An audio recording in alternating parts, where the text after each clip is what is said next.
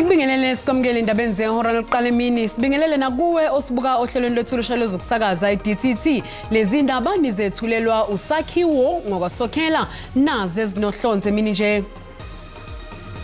We expect that warrants of arrest for these leaders, including Prime Minister Benjamin Netanyahu, should be issued shortly.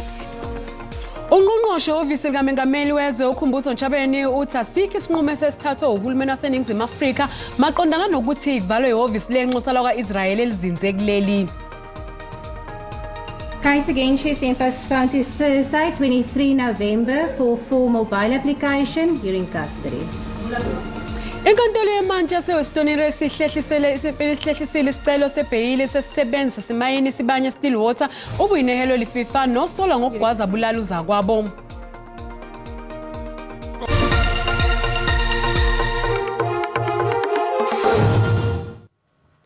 Asikho isinqumo esithathwe uhulumeni waseNingizimu Afrika maqondana nokuthi kuvalwe ihhovisi lenxusa lakwa-Israel elizinze kuleli. Lokhu kudalulwe ungqongqoshe wekhumbuzo Ntshabeni osehhovisi likaMengameli ngesikhathi ethula umbiko wamasonto onke omhlangano wekhabhinethi. Uphinde wamemezela nangezinye zezinqumo ezithathiwe ekuhlaleni kwamalungu ekhabhinethi. Ikhabhinethi kahulumeni wakuleli lifuna ukuthi kuphuthunyiswe uhlelo lwenkantolo yomhlaba i-ICC maqondana nokuboshwa kwalabo abaphaka impi eqhubeka eGaza ephehlwa elakwa-Israel. We expect that warrants of arrest for these leaders, including Prime Minister Benjamin Netanyahu, should be issued shortly.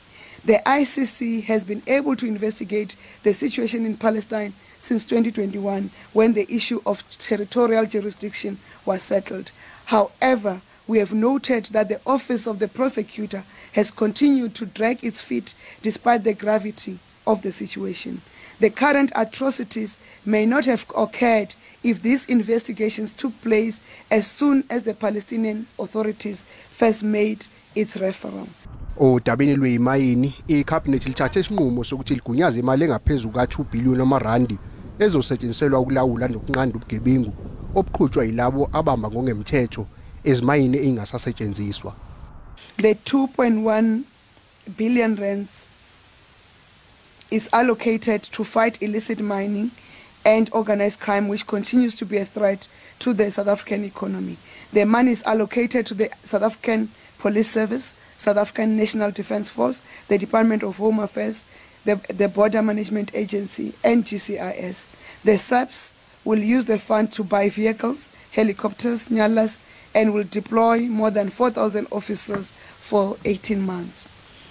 Ungqongqoshe uNtshabeni uphinde wancoma nekhomishana yezokhetho i-IEC njengoba ibhalisa abantu abangaphezulu kwesigidi esisodwa abazovotwa okhethweni ngonyaka ozayo.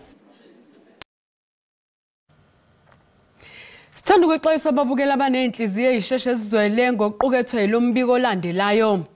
Inkantolo yemantshi yase-Westoniya isihlehlisile isicelo sebheyili sesisebenzi semayini Sibanye Stillwater ubuyinehelo liFIFA nosolwa ngokugwaza bulala uzakwabo bese thatha isithombe nesidumo sakhe. Ummeli kaLiFIFA noneminyaka engama-43 ucele ukuba leli cala lihlehliselwe uLwesine kuleli sonto ukuze bezosifaka ngokusemthethweni lesicelo. ULiFIFA usolwa ngokubulala ngenhloso ngemva kwesigameko lapho kusolwa ukuthi wagwaza uzakwabo amanxeba amaningi wabe semsikisisu ngaphambi kokuzama ukumnquma ikhanda. Lo msolo kuthiwa wenze lesi sigameko ezidlangalaleni kanti uphinde waqhubeka wathatha imifanekiso nesidumbu. ULiFIFA uboshiwe kanti-ke kwamanje ugciniwe esitokisini. Kusenjalo iNPA ithi ihlela ukuphikisana naso lesi sicelo sebheyili. Liyaqhubeka icala lokubulawa kaSenzomeyi wenkantolo ephakeme ehlele ePitoli. Namhlanje umbuso obize ufakazi omusha oSayitsheni Bathu Mukhola okunguye owakhipha umyalelo ukuthi kuboshwe umsolo wokuqala kuleli cala okungumuzi Sibiya. Sikhuluma nje uyaqhubeka nokwethula ubufakazi. Usayitsheni Bathu Mukhola uthi uye owanikwa umsebenzi wokuphenya ingxenye yecala lokubulawa kaSenzomeyi. Uthemba kophenyo uye wakhipha umyalelo wokuthi kuboshwe umsolo wokuqala kuleli cala umuzi Sibiya. In December I took the docket for decision after I completed, my lord, the investigations, and my lord, the warrant of arrest, which in other terms, my lord, is J50, was issued It was in December of which year? 2019, my lord. And the warrant of arrest was against whom? Was against Muzi Sibia. Usayitsheni Mkhola uthi wabe khona kuboshwa lo msolo oqala kwazise uqinisekise inkantolo ukuthi umsolwa wachazelwa ngamalungelo akhe ngesikhathi eboshwa. It was, my lord, their rights in terms of the constitution, and Buthelezi told the accused number 1 that he has a right to remain silent. He told him, my lord, that anything that you say or you do will be used as evidence against him. He told him, my lord, that he has a right to consult with a legal representative of his choice.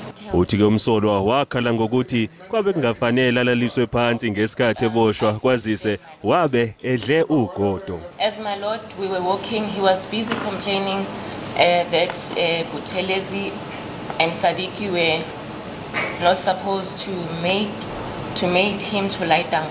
As my lord, the trouser that he was wearing, it was very expensive. And what type of trouser was it? Can you remember? It was, my lord, a Brentwood, blue in color. Indileke ukuthi ufakazi wombuso aqhubekeke ukwethula ubufakazi ngaphambi kokuthi abameli babamangalelwa bampheke ngembuzo.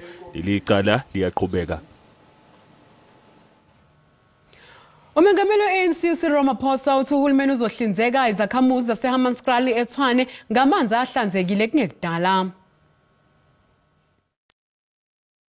Ekuqaleni kwalonyaka kwashona abantu abangama-29 eHammanskraal ngesikhathi kubheduka igciwane lesifo sohudo.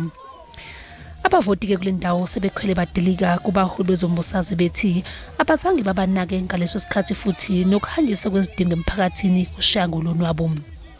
uRamaphosa ke ubehola umkhankaso we-ANC wokubhalisela ukhetho lwangonyaka ozayo kanti uthi uhulumeni wabonile amaphutha futhi uzimisele ukwalungisa. There have been weaknesses which we have all admitted, weaknesses in service delivery, but those weaknesses have been identified where they originate from and what causes them. And we are now correcting those weaknesses. For instance, water is a big issue here. And when I came a few weeks ago, we had identified what the problem was and we immediately went to the root cause, and National has now intervened because it was the task of the local government. We've intervened and we are now going to deliver clean water to our people in this area. Kusenjalo uRamaphosa uthi kumqoka ke ukuthi izikhulu eziphethe izikhundla zamahhovisi abhekelele izidingo zomphakathi zilithwale ke icala lamaphutha azo. Kepha ke kumele kwenziwe uphenyo olunzulu kutholakale nobufakazi obuzocacisa ngeziyalo kufanele zilandelwe. uRamaphosa ke usho lokhu nje sekuvele imbiko yokuthi ama-Hawks kanye nophiko liphenya ngamacala akhethekile baphenya izinsolo ezintsha zenkohlakalo ezithinta cishe imali engu-3 billion wamarandi malungana nongqongqoshe wezemisebenzi uThula Sinqisi. When issues like these happen, we should not rely on hearsay. We should rely on proper evidence, because we do live in an environment where anybody can stand up and say anything about anyone. Umholi we-EFF uJulius Malema uthi uqinisekile ngendlela izinto ezihambe ngayo ezikhungweni zokuvota zihambele. Kulezi insuku ezimbili ezedlula uMalema uhambele izikhungo ezahlukene ekhuluma namanxusa eqembu lakhe agqugquzela ukubhalisela ukhetho. Ekhuluma nabo banxenxe ukuthi basebenze ngokuzimisela futhi babekezelelane namanye amaqembu. Osukwini lesibili lokubhalisela ukuvota umholi we-EFF uJulius Malema uqhubekile nohambo lwakhe lokuvakashela izikhungo ezehlukene zokubhalisela ukuvota eGauteng. We want to appreciate all of you who took time to volunteer for the EFF. It's not an easy job. It's a difficult job, and you are in a suburb where there will be some hostilities. Some people may not like the EFF. uMalema uthi ujabulile ngezinombolo zabantu ababhalisile kulempela sonto. When the station got to be opened, everything went smooth and they were satisfied with how our people are coming out. Uthi ayikho nje lento yokuthi intsha yakuleli ayinayo intshisekelo yokuvota. The youth are registering, and we know that the youth are using also the online registration. Uphinde waxoxisana nabanye abagqugquzela ukubhalisela ukuvota bamanye amaqembu. Utshela amalungu eqembu lakhe ngokubaluleka kokuvota nokubekezelelana. I will not expect the EFF members and volunteers to do what is happening next door. They have to be as disciplined as possible. Uphinde wadlulisa umyalezo wokugqugquzela ukuthula. The elections have got a potential to spark a civil war. If not properly handled, that could be a turning point of a civil war for the country.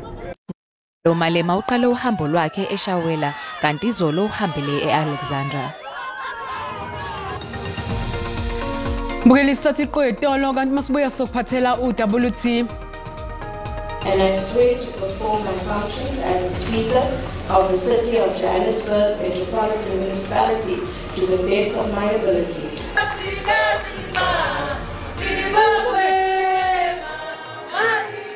Umogretanodzo weqembu African Independent Congress usevotelwe njengosomlomo omusha womkhandlu idolobha iGoli.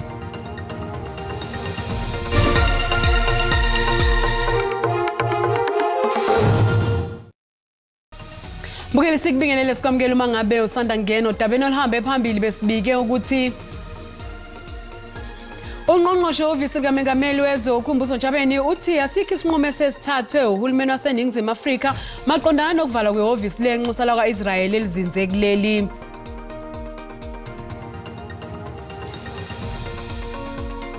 Bukela sikukhumbuza ukuthi lezi ndaba zikhona ku YouTube na ku SABC Plus ngena kuzo uzicinge ngamagama athi SABC izindaba na kanjani uzozithola.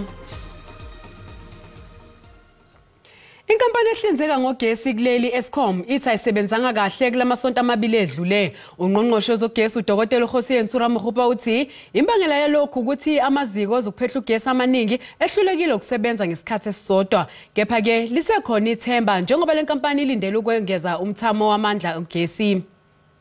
Kulungwane ezimbili kulamasonto amabili edlule ezikhungweni zokuphehla ugesi ezahlukene kanti ukuhluleka ukusebenza kwamaziko ogesi ngesikhathi esisodwa kube yiyona mbangela yohlelo lokucisha konga ugesi kwakamuva.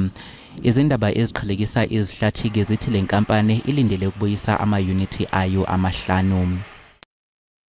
5 units should come back by tonight, and here I'm referring to Duva unit number 5, Majuba unit number 5 is already on load. We're expecting Letavo unit number 4 to come on stream by about midnight today. Kusenjalo kulindeleke ukuthi uhlelo lokuxhasa iEskom ngemali lwethulwe emhlanganweni olandelayo wecabinet. And we know that for us to be able to accelerate the rollout, the expansion and the strengthening of transmission, we need anything upwards of 390 billion rands. Like I said, the financing facility that has been made available within the context of the JED-IP will be part of the totality of the resources that are available to help us to address the requirements on the transmission. Lenkampani iphinde yamemezela ukuthi sekuphothuliwe ukwakhiwa kabusha kweunithi yokuqala esiteshini sogesi eKuberg.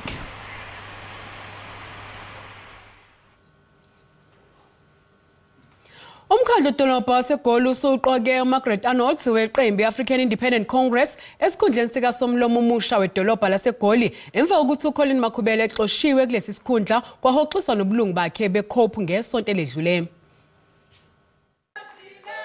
Namhlanje umkhandlu dolobha waseGoli uqoke usomlomo omosha emhlanganweni womkhandlu ongajwayelekile. Lokhu kuza emva kokuthi uColin Makhubela eshiye phansi ukuba usomlomo ngemuva kokuthi iCope ihoxise ubulungu bakhe ngesonto eledlule. Manje ke usihlanganyele nomfelandawonye wamaqembu amancane ngaphansi kwesiqubulo esithi South African Rainbow Alliance. Lo mhlangano ubanjwa nje iqembu Democratic Alliance azange libe ingxenye yokuhlala kwawo njengoba lingagculisekile ngomkhandlu wonke. Ngaphezulu kwalokho ke iDA ayeneme ngokuqokwa kukaFloyd Brink owumphathi wedolobha laseGoli njengoba inkantolo ephakeme yamemezela ukuqokwa kwakhe njengongekho emthethweni. Yize kunjalo ke kepha ukuvota kuqhubekile nalapho kuqokwe khona ilungu leAfrican Independent Congress uMargaret Arnold. I, Margaret Sharon Arnold, swear that I will be faithful to the Republic of South Africa, swear that I will be faithful to the Republic of South Africa and will obey, respect and uphold the Constitution,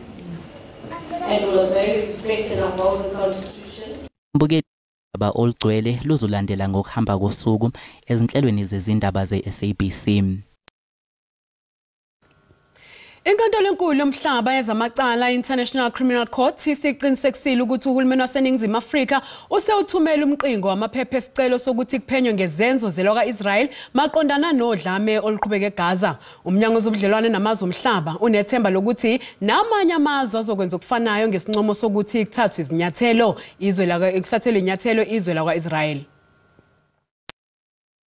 Uhulumeni waseNingizimu Afrika uzibophezele ngelokuthi elakwa-Israel kuzofanele lethweswe icala ngodlambedlu oluqhubeka eGaza. We've submitted a letter indicating that this is a referral from a state party, South Africa, and we also provided an annexure which indicates the areas in which we believe that crimes against humanity have been committed. Umengameli uCyril Ramaphosa umemezele ngestatimende sohlangothi likahulumeni welakuleli ngesikhathi esohambweni lwakhe lwaseQatar. We also are joined by a number of other countries that have done a similar type of action, and others are doing their own referral, and many people around the world and many countries and peace-loving people are appalled at the situation that's unfolding there, and we do it out of love for justice, out of love for fairness, and we want justice to be done to the people of Palestine. Eparlamente iqembi Economic Freedom Fighters liphakamise ukuthi makuvalwe ihhovisi lenxusa lakwa-Israel elizinze ePitoli. It's called that Netanyahu must be charged by an international criminal court for the atrocities and genocide that is being committed in Palestine. We make no apology about that. Ngolwesibili amalungu esishayamthetho azovotela isiphakamiso esenziwe i-EFF maqondana nekusasa lehhovisi lenxusa lezwe lakwa-Israeli.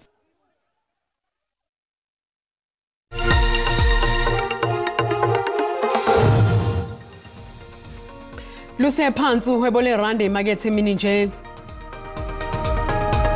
Libizo 18.41 cents edoleni lasemelika libe ngu-22.99 kupondo kanti lingu-20.12 cents ku-euro. Ipula laseBotswana libiza R1.38. Isephezulu inkomba yezabelo JSE emini nje. Igolide libiza $1,976 i-ounce, iplatinum yona ibiza $941 i-ounce, uoyela ongahluziwe ubiza $81.45 umphongolo. Mbukeli umhlahlo wesimo sezulu uyalandela emva kwekhefu.